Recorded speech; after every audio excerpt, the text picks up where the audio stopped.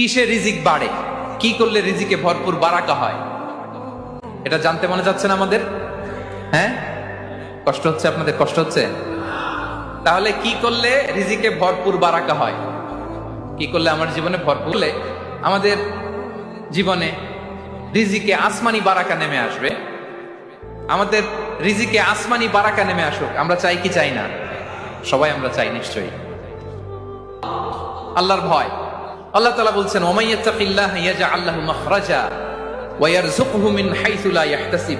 যে আল্লাহকে ভয় করে, যে আল্লাহ সচেতন, আল্লাহ তাকে মাখরাজ, মাখরাজ মানে কি জানেন? ওই যে এক্সিট লেখা না এদিকে, এই এক্সিটকে আরবিতে বলে মাখরাজ, মানে কোথাও আটকাবেন না, বের হওয়ার রাস্তা আছে, কোথাও আটকাবেন না, বের হওয়ার রাস্তা আল্লাহ তাআলা অ্যারেঞ্জ করে দিবেন। You will have the way out from crisis. ক্রাইসিসে পড়লে, সংকট মোমেন্টে আল্লাহ তাআলা ওখান থেকে এক্সিটের ব্যবস্থা আপনাকে করে দিবেন। ওয়া ইয়ারযুকহু মিন হাইসু লা ইয়াহতাসিব, এমন জায়গা থেকে আল্লাহ তাআলা রিজিকের ব্যবস্থা করবেন যে সে কল্পনাও করে নাই। কি হয় না? ব্যবস্থা করেন কে? যারা আল্লাহ তাআলাকে ভয় করে, যারা আল্লাহ সচেতন, তাদেরকে আল্লাহ তাআলা স্পেশাল রিজিক দিয়ে ধন্য করেন।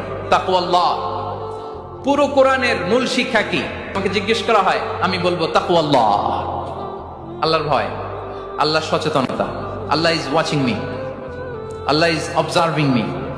আল্লাহ তাআলা আমায় দেখছেন, আমি যাই করি না কেন, দরজা বন্ধ করে, জানালা বন্ধ করে, সব বন্ধ করে, এই যে সেন্সেশন, অনুভূতি, দিস ইজ তাকওয়া।